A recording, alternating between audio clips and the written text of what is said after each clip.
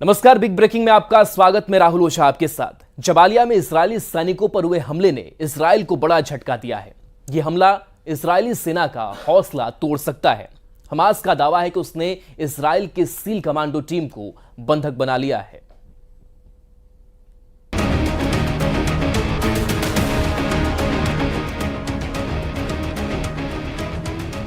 इन तस्वीरों ने इजरायल में तूफान ला दिया है। गाजा के सुरंगों में घसीट कर ले जा रहे इजरायली सैनिक कोई आम फौजी नहीं है। ये इजरायल के सबसे खतरनाक कमांडो माने जाते हैं। ये हैं इजरायल के सील कमांडो, जिन्हें शायतेत 13 यूनिट के नाम से जाना जाता है। शायतेत 13 इजरायली नौसेना का ठीक वैसी ही कमांडो यूनिट है जैसे अमेरिका के सील कमांडो होते हैं।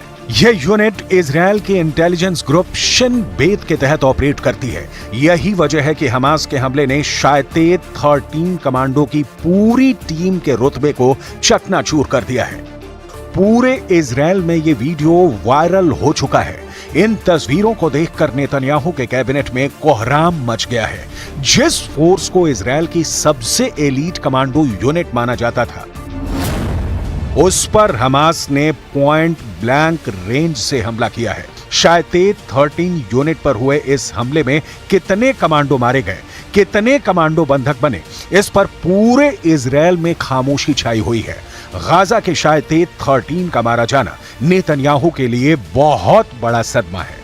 हमास का दावा है कि उसने कई इजरायली कमांडो को बंधक बना लिया है। अब जबालिया में हमास और शायतेत 13 के बीच हुए इस एनकाउंटर की पुष्टि कैसे हो रही है, इसे बहुत गौर से समझिएगा, क्योंकि इजरायल इस बात को मानने के लिए तैयार नहीं कि उसके सैनिक गाजा में हुई लड़ाई के दौरान बंधक बना लिए गए हैं। हमास ने जो तस्वीरें जारी की हैं, उसके कमांडोज के कपड़ों और हथियारों में कई ऐसी चीजें हैं जो इस बात की तरफ इशारा करती हैं कि इस एनकाउंटर में शायतेत 13 यूनिट शामिल थी। इसमें है चेक गणराज्य की बनी हुई स्कॉर्पियन ईओ राइफल, जो सिर्फ इजरायल की शायतेत 13 कमांडो यूनिट इस्तेमाल करती है। स्कॉर्पियन ईवो राइफल में आगे लगा है साइलेंसर। इसका इस्तेमाल भी इजरायल की सील कमांडो यूनिट यानी शायतेत 13 ही करती है। शायतेत 13 इजरायल की खुफिया एजेंसी शिन बेत के तहत आती है और शिन बेत की रिपोर्टिंग इजरायल के प्रधानमंत्री यानी बेंजामिन नेतन्याहू को है। यानी अगर गाजा के जबालिया में शायतेत 13 को हमास ने घेर कर मारा है, तो समझ लीजिए कि पूरे इजरायल और खासकर उनके कैबिनेट में सबसे बड़े टारगेट पर बेंजामिन नेतन्याहू ही होंगे। इजरायल की खुफिया एजेंसी 3 हिस्सों में बटी है। पहली है शिन बेत, जो इजरायल की आंतरिक सुरक्षा देखती है, खुफिया जानकारी जुटाती है, ऑपरेशन करती है। दूसरी है अमान, जिसे मिलिट्री इंटेलिजेंस कहा जाता है। और तीसरी है मोसाद, जो विदेशों में इजरायल के खुफिया ऑपरेशन को अंजाम देती है। गाजा में युद्ध के दौरान फौज और खुफिया एजेंसियों पर पूरे कंट्रोल के लिए उसकी कामयाबी और उसकी नाकामी दोनों को लेकर इस वक्त नेतन्याहू कैबिनेट में बहुत बड़ी जंग चल रही है। एक तरफ गाजा की सड़कें नेतन्याहू के धमाके से दहल रही हैं, दूसरी तरफ इजरायल की सड़कों पर ऐसा हाहाकार मचा हुआ है कि नेतन्याहू की सत्ता डोल रही है। एक तरफ इजरायल गाजा पर लगातार बम गिरा रहा है, तो दूसरी तरफ तेल अवीव की सड़कें नेतन्याहू के खिलाफ नारों से गूंज रही हैं। हमास के कब्जे में अब भी करीब 125 बंधक हैं और हमास उनको तब तक नहीं छोड़ेगा जब तक इजरायल की तरफ से सीज फायर नहीं होता है। यही वजह है कि युद्ध का मिसमैनेजमेंट अब प्रधानमंत्री और रक्षा मंत्री के बीच सबसे बड़ी दरार बन चुका है। इजरायल के प्रधानमंत्री बेंजामिन नेतन्याहू और रक्षा मंत्री योआव गैलेंट लगातार एक दूसरे से टकरा रहे हैं। पब्लिक के गुस्से का साइड इफेक्ट वॉर कैबिनेट में पहुंच गया है। इस प्रदर्शन और इस हंगामे के बीच इजरायल में सत्ता के गलियारों और बंद कमरों के बीच कुछ ऐसा हो रहा है जिसे दुनिया के सामने आने से रोका जा रहा है, लेकिन इजरायल की मीडिया ने पर्दाफाश कर दिया है। इजरायल की मीडिया का दावा है कि इजरायल के वॉर कैबिनेट में बड़ा झगड़ा हो चुका है। जेरूसलम पोस्ट में जो खबर छपी है, उससे लगता है कि प्रधानमंत्री बेंजामिन नेतन्याहू और रक्षा मंत्री योआव गैलेंट के बीच हो गई तू मैं। टाइम्स ऑफ इजरायल में यह खबर छपी है कि मिलिट्री चीफ ने कहा है कि नेतन्याहू के पास गाजा को लेकर कोई नीति नहीं है। नेतन्याहू पब्लिक से लेकर अपने वॉर कैबिनेट तक घिर चुके हैं। कमांडर से लेकर मंत्री बता रहे हैं कि नेतन्याहू ब्लंडर कर रहे हैं। ये बात साफ कर दें कि इजरायल के प्रधानमंत्री बेंजामिन नेतन्याहू और रक्षा मंत्री योआव गैलेंट एक दूसरे के कड़े विरोधी माने जाते हैं, लेकिन गाजा में युद्ध को लेकर दोनों करीब आए। हालांकि अब दोनों की दुश्मनी सतह पर आ चुकी है। एक बड़ी मीटिंग में नेतन्याहू थे, रक्षा मंत्री गैलेंट थे और साथ में इजरायल की सिक्योरिटी एजेंसी शिन बेत के चीफ रोनेन बार भी थे। इजरायल की मीडिया का दावा है कि रोनेन बार ने कहा, हमारी रक्षा मंत्री से बात हुई। इस दौरान सभी मोर्चों पर गहराई से चर्चा हुई। नेतन्याहू ने तभी शिन बेत के चीफ रोनेन बार को रोका। वो बोले, क्या आपने ऐसी जरूरी चर्चा रक्षा मंत्री से ही कर ली? इस बार शिन बेत के चीफ रोनेन बार ने कहा, हां, इसमें सवाल किस बात का है? तब नेतन्याहू ने कहा, जितना मुझे याद है शिन बेत और मोसाद ये दोनों प्रधानमंत्री के तहत आते हैं। ये बात रक्षा मंत्री यो गैलेंट को अखर गई। गैलेंट ने नेतन्याहू से फौरन पूछा कि आप रक्षा मंत्री को युद्ध पर जरूरी बात करने से रोक रहे हैं। इस मामले में आप क्या करेंगे अगर रक्षा मंत्री का इसमें दखल नहीं होगा? इस पर नेतन्याहू ने कहा, युद्ध को लेकर जो चर्चा होगी वो यहीं मेरे साथ होगी। रक्षा मंत्री योआव गैलेंट फिर भड़के और लगा कि अब वो गाजा पर बमबारी को लेकर नेतन्याहू से आर पार करने के मूड में है। रक्षा मंत्री ने प्रधानमंत्री की बात पर ऐतराज जताते हुए कहा, जब भी आप युद्ध को लेकर चर्चा करते हैं, हम मीटिंग में पूरी तैयारी से आते हैं। इस तैयारी के लिए भी मुझे अफसरों से बात करनी होती है। दिक्कत यह है कि आप इस तरह की मीटिंग नहीं करते हैं। अब यहीं पर नेतन्याहू का चेहरा देखने लायक था, क्योंकि एक कैबिनेट मिनिस्टर उन्हें उनकी कमियां बता रहा था और वो कुछ नहीं कर पाए। जब से जबालिया में इजरायली सैनिकों को बंधक बनाए जाने की खबर फैली है, लेबनान में जश्न मनाया जा रहा है। ये लेबनान की राजधानी बेरूत है और यहाँ लोग फिलिस्तीन का झंडा लेकर जुलूस निकाल रहे हैं। अब सवाल है कि इजरायल की पब्लिक क्या करेगी? क्या गाजा में युद्ध को लेकर इजरायल के प्रधानमंत्री और रक्षा मंत्री की लड़ाई सड़क पर पहुंच जाएगी या पहुंच चुकी है?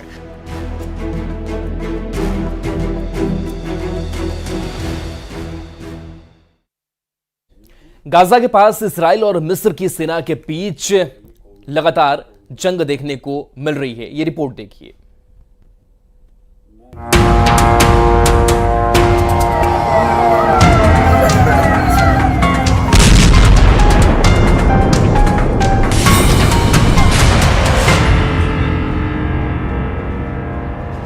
इजरायल की राजधानी तेल अवीव में जनवरी के बाद सबसे बड़ा हमला हुआ है। ये रॉकेट अटैक के बाद उठ रहा धुआं है। तेल अवीव में अजीब सी दहशत फैली हुई है। गाजा से कत्यूशा रॉकेट फायर करके हमास ने साबित कर दिया है कि वो खत्म नहीं हुआ है। गाजा के रॉकेट मेन सुरंगों के अंदर और सुरंगों के बाहर एक बार फिर लैस हो चुके हैं। हमास की रॉकेट फोर्स लगातार एक्टिव है। इजरायल में लगातार सायरन बज रहे हैं। गाजा में हमास की फायरिंग पावर में कोई कमी नहीं आई है। हमास के इस हमले के बाद इजरायल ने रफा कैंप में कोहराम मचा दिया। तेल अवीव पर हमले के बाद इजरायल के हेलीकॉप्टरों ने रफा पर हेल्प फायर मिसाइलों की बारिश कर दी। करीब 40 लोगों के मरने की खबर है। रात भर रफा का ये राहत कैंप जलता रहा, लाशें निकाली जाती रहीं। ये सिलसिला सुबह भी जारी रहा। रफा दक्षिण गाजा में वो जगह है जहां करीब 12 से 15 लाख लोग मौजूद हैं, क्योंकि इजरायल ने पूरा उत्तरी और मध्य गाजा खाली करा लिया है। جيش محتل كاذب فيش آمن في غزة لا يوجد آمن فيش شيء لا لطفل آمن ولا الشيخ ولا المرأة هي هو وزوجته هي استشهدوا وراحوا ترك الأطفال أبرياء إيش ذنبهم إيش ذنب الأطفال تتيتم। इजरायल ने रफा पर जो मौत की बारिश की, उसकी वजह तेल अवीव पर हुए हमले से ज्यादा हमास का एक बहुत बड़ा हमला है जो जबालिया में किया गया।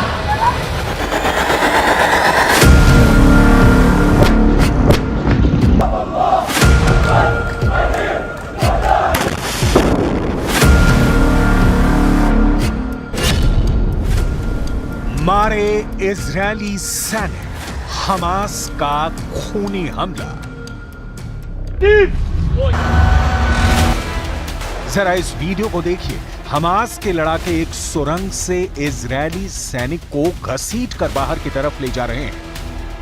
हमास ने अपने इस वीडियो में दावा किया है कि हमने सुरंग युद्ध में इजरायली सैनिकों को न सिर्फ जान से मार डाला है, बल्कि कई इजरायली सैनिकों को बंधक बना लिया है, उनके हथियार भी जब्त कर लिए हैं। ये वीडियो उत्तरी गाजा के जबालिया कैंप का बताया जा रहा है। हम आपको एक एनिमेशन के जरिए बताते हैं कि आखिर हमास ने इजरायली सैनिकों को इतनी आसानी से कैसे मार डाला, क्योंकि इजरायली सैनिकों के पास न सिर्फ घातक हथियार और हाई टेक्नोलॉजी मौजूद थी, बल्कि मरकाबा टैंक और फुल बैकअप पीछे से मौजूद था। हमास के दर्जन भर लड़ाकों ने सबसे पहले जानबूझकर सुरंग में अपनी लोकेशन इजरायली सैनिकों को दिखा दी। जैसे इजरायली सैनिकों को लगा कि सुरंग के अंदर दर्जनों हमास के लड़ाके छिपे हैं, वो तुरंत घातक हथियारों के साथ सुरंग में घुस गए। सुरंग में इजरायली सेना की स्पेशल यूनिट के कमांडो घुसे थे। जैसे ही हमास का पीछा करते हुए इजरायली सैनिक सुरंग में घुसे, तभी सुरंग में हमास ने जोरदार धमाके कर दिए और उन पर गोलियों की बौछार कर दी।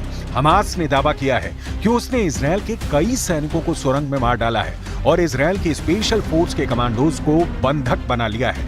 अल कसम ब्रिगेड्स के प्रवक्ता अबू उबैदा ने कहा, हमारे लड़ाकों ने इजरायली सेना को लालच देकर एक सुरंग के अंदर हमला करवाया और फिर इजरायली सैनिकों को मार डाला। كانوا ولا زالوا لقوات العدو بالمرصاد، فنفذوا عشرات العمليات ضد قواته على مدار أكثر من أسبوعين في جباليا ورفح وبيت حانون وفي كل محاور العدوان والتوغل. وكان آخر هذه العمليات عملية مركبة نفذها مجاهدون عصر اليوم السبت شمال قطاع غزة.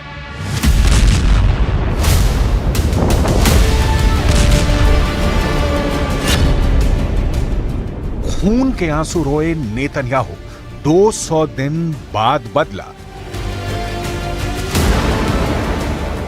7 अक्टूबर 2023 के बाद से इजरायली सेना गाजा पट्टी को 80% तक तबाह कर चुकी है, लेकिन हमास के लड़ाकों को खत्म नहीं कर पाई है।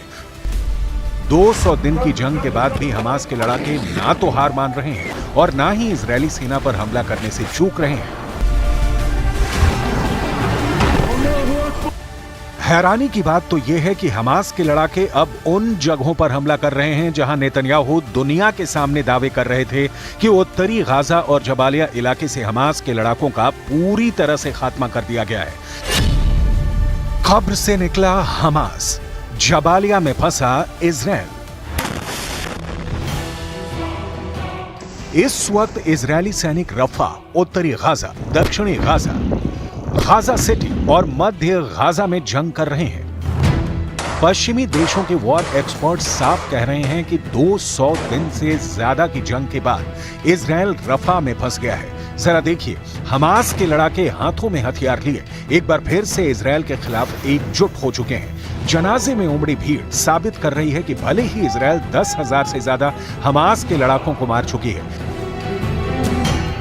लेकिन हमास के लड़ाकों की संख्या में जरा भी कमी नहीं आई है। शायद यही वजह है कि रफा में इजरायल के भीषण हमले के बावजूद हमास की लड़ाकू क्षमता में कमी नहीं है। 6 मई 2024 से दक्षिणी गाजा के शहर रफा में इजरायली सेना ने हमले शुरू किए। रफा में 20 दिन से ज्यादा की भीषण जंग में इजरायल की आईडीएफ ने हमास के 70 ठिकानों पर हवाई हमले किए। इजरायल की आईडीएफ ने दावा किया है कि उसके सैनिकों ने मरकावा टैंक और भारी हथियारों के साथ रफा में ग्राउंड ऑपरेशन किए हैं, जो सफल रहे हैं। आईडीएफ का कहना है कि इजरायल के इस ऑपरेशन में 50 से ज्यादा हमास लड़ाके पूर्वी रफा में मारे गए हैं। इसके अलावा हमास की दर्जनों सुरंगों को तबाह कर दिया गया है। इजरायल ने भीषण हमलों की वजह से रफा से 8 लाख फिलिस्तीनी भागने के लिए मजबूर हो गए हैं।